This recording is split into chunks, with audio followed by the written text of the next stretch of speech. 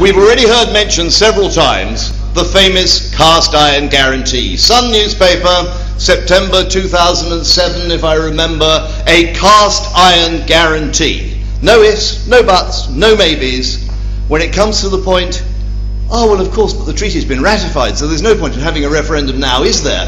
Have you ever heard a weaker excuse? Promises, promises, and then we get the manifestos for the last general election. Guarantee of a referendum on the European issue. Did it happen? No, it didn't. It's worse than that. Not only did the referendum not happen, but actually when there was a vote in Westminster calling for a referendum, what happened? Cameron's Conservatives whipped their own MPs to vote against a referendum, despite the fact that it had been in their manifesto. And it's not only in Westminster. We also had a Conservative manifesto commitment to oppose the European Diplomatic Service, the European External Action Service, as they call it. That was our party policy, to oppose it. Now, we had a vote on this question in the European Parliament, and I was sitting there looking at the list. You know, we all have lists of how we have to vote. You may say, why don't you make the decisions decision by decision, one at a time? But when you're voting on 800 amendments in the course of an hour and a half, you really don't have time to read them and make a decision. You do need a little guidance. But where there is an important vote, as for example on the diplomatic service, we usually check in advance and we know where it's going to come. And I was looking down, I knew where it was, and we were whipped to vote in favour of the European Diplomatic Service. And I turned round to Charles Tannock, who's our foreign affairs spokesman. At least they regard the European Union as foreign. I suppose that's something. I turned round to him and I said, we got the vote wrong here, we're supposed to be voting against. Oh no, he said, Westminster has asked us to vote in favour. So that was another turnaround. Let's take another commitment.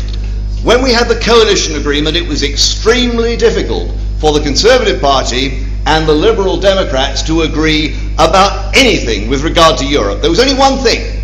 They agreed that both Conservative and Liberal Democrat would oppose the famous travelling circus, the monthly movement of the European Parliament between Brussels and Strasbourg, which, as I'm sure you all know, costs about £200 million a year. At least they had the common sense to say in the coalition agreement that they would oppose that. So when a group of MEPs in the Parliament managed to get a decision made by the Parliament not to stop it, but to cut it down from 12 times a year to 11 times a year, and when the French government, trying to defend Strasbourg, took the European Parliament to court, and when there was an opportunity for member states to make representations to the court for or against, and a couple of member states supported France, was our coalition government there on behalf of the UK saying, no, we've got to stop this nonsense and this waste? No, they sat on their hands. When I inquired afterwards why they had done so, you know the reason was, well, we thought it was a bad time to upset the French. Do you think there is anybody there in the Quai d'Orsay who is sitting around saying, let's not upset the British? I don't think that's the case. But if we look at Cameron on the issues, on Europe he is, or has been, effectively a complete sellout. I sat opposite him in a room with the Conservative delegation about 7 or 8 months ago. He came to visit us in his capacity as Prime Minister, and we each had an opportunity to do a question. It wasn't really a debate because the time was limited, but a quick question. I said, Prime Minister, I said, the Conservatives who selected me and supported me and campaigned for me in the East Midlands, they think we ought to have a referendum on Europe. What about it? And he said, no, he said, I don't want a referendum on Europe because we are better off in. That is his position. And if you think about it, he is wrong twice. Of course we're not better off in. I don't have to argue that case here. But also, why do you have referendums? You do not have them to confirm the prejudices of the Prime Minister. You have them because you want to give the British people an opportunity to have their say.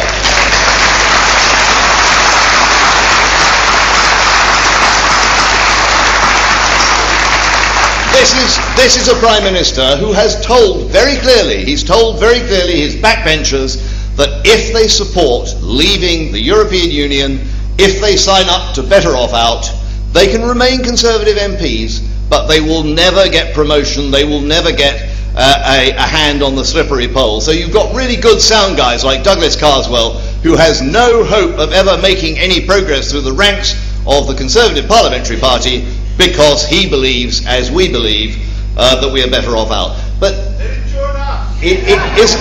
Well, you talk to him about that. It isn't just Europe, and a lot of people have made the point today, quite rightly, that UKIP is still seen out there by many people, especially in the media, as a single issue party.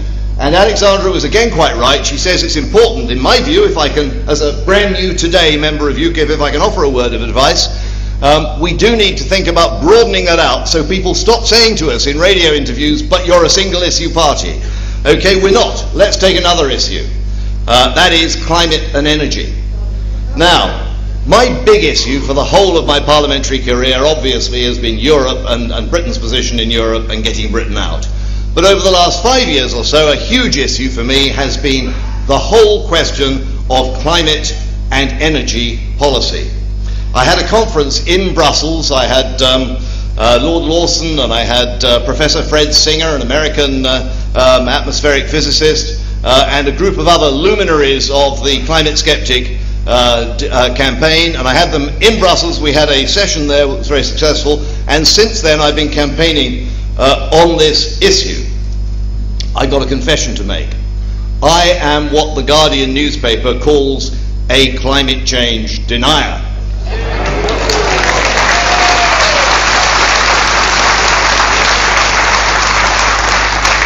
Of course, I'm not a climate change denier.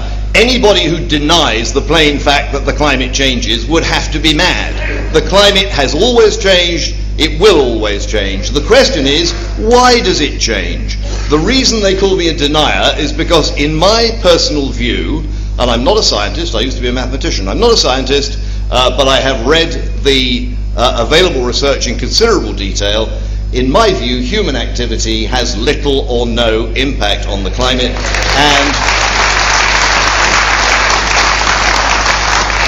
and therefore the things we are doing are essentially pretty much a waste of time. But I want you to do a little thought experiment for me. Just set aside your view, if you share my view. Let's set that aside a moment. Let's assume that CO2 emissions are a threat to the planet. What would you try and do?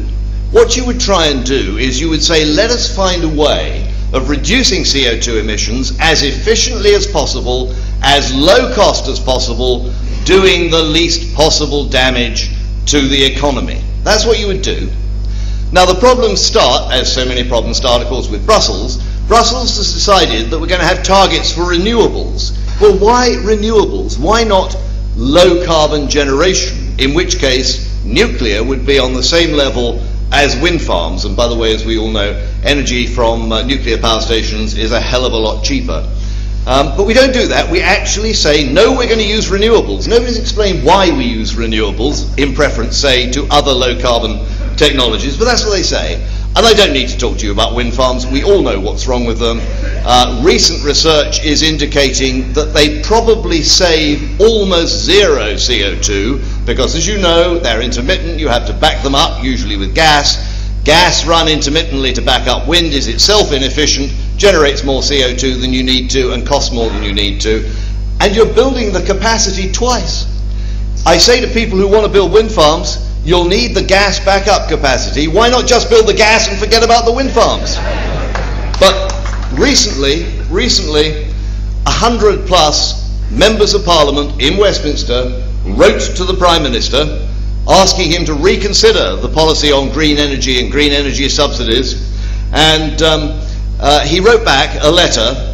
And by the way, I and other colleagues also wrote a supporting letter which was published in the Telegraph last week. I don't know whether you happened to notice it. Cameron wrote back, and indeed he very kindly sent me a copy of the letter, in which he said that despite European Union rules, even without European Union rules, we would still want wind farms as part of our energy mix because they delivered energy security and because they created green jobs. Now, is that ignorance or pig-headedness, or what is it? They do not deliver energy security because we will not build all the 30,000 wind turbines that Chris Hoon, God bless him, wanted to build. We will fail to build them, but if we plan on their availability, then we will be short of electricity, and we're not building the backup, so we'll be short of electricity anyway. The current plan, making a high proportion of British electricity generation dependent upon wind farms, is a guarantee of power outages and shortages and blackouts by the end of the decade. It is madness. There is just no excuse for that policy, but just as with Europe, Cameron doesn't engage with the debate. He just says, oh, well, Europe's important for trade. Similarly with wind farms, Cameron does not engage with the debate. He either doesn't know or hasn't bothered to find out. We know, by the way, that green jobs are not created by wind farms. There are several pieces of research showing that one green job costs 2 or 3 real jobs in the real economy, because the high cost of green, renewable electricity depresses economic growth. And in any case, a great part of the equipment for these renewable energy projects is actually made in China anyway. So, you know, if we want to give money to China, well, that's a great thing, but we're giving enough money away in foreign aid as things are. I talked about Europe. I've talked about Europe. I've talked about energy, which for me is a key policy. By the way, I don't want you to run away with the idea that I don't care about the environment. I feel I've done my bit. I actually went as far as I bought a green car. British Racing Green.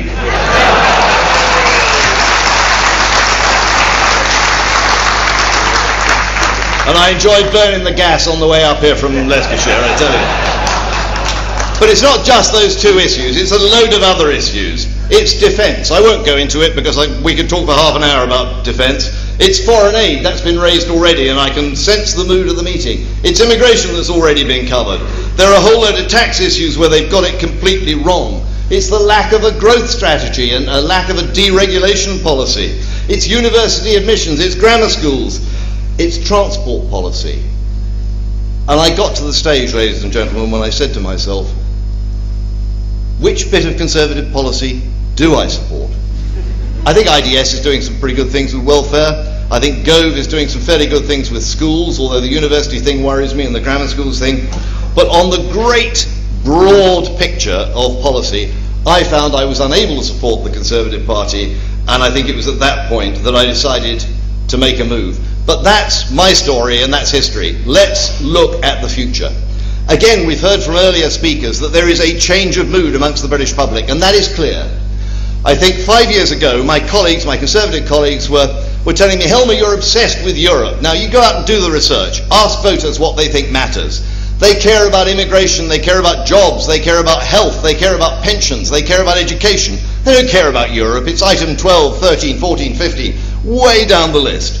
And of course I replied that, as we all know, Europe may be number 12 on the list for the voters, but in fact Europe, Brussels, affects all those items on the top of the list. And obviously the big opportunity for all of us is going to be the 2014 Euro election. I have to share one little insight on that with you from my good friend and colleague Dan Hannan, who said he thought maybe the 2014 European election wouldn't take place, and that if it did, it would certainly be the last one in this country. I suspect he may be right at that. But it is a huge opportunity. Last time, UKIP came second, beating Labour into third place. That was an incredible achievement. The objective, surely next time, must actually be to beat the Conservatives into second place and see UKIP come third.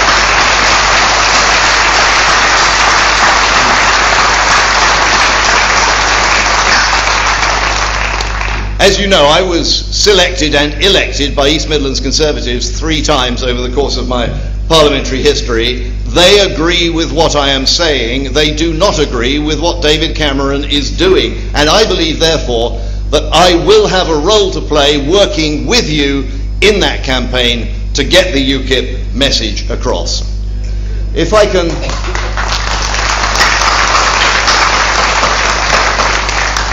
just say in conclusion, I believe that the British people have the ability and the right and the duty and the manifest destiny to govern themselves in an independent and democratic country.